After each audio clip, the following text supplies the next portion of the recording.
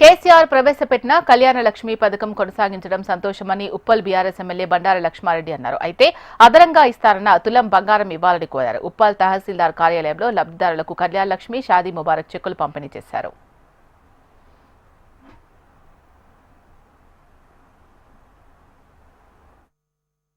ఎవరైతే పిల్లలు ఉన్నారో, ఎవరైతే మ్యారేజ్లు అయిపోయి ఉన్నారో, ఈరోజు చెక్కులు తీసుకుంటున్నారో, మీ అందరికీ ఏ అవసరాలు ఉన్నా కూడా, హెల్త్ సంబంధించింది ఏ ఇష్యూస్ ఉన్నా కూడా మా దగ్గరకు వస్తే నేను డెఫినెట్గా మీకు అవన్నీ కూడా ఏం కావాలన్నా చేపిస్తాను నేను.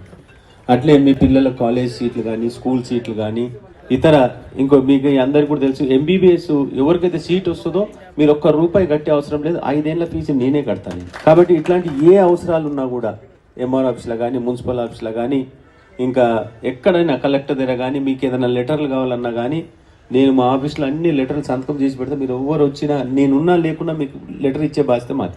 మీ అవసరాలకు అన్నిటి కూడా వెళ్ళబడతాను నేను.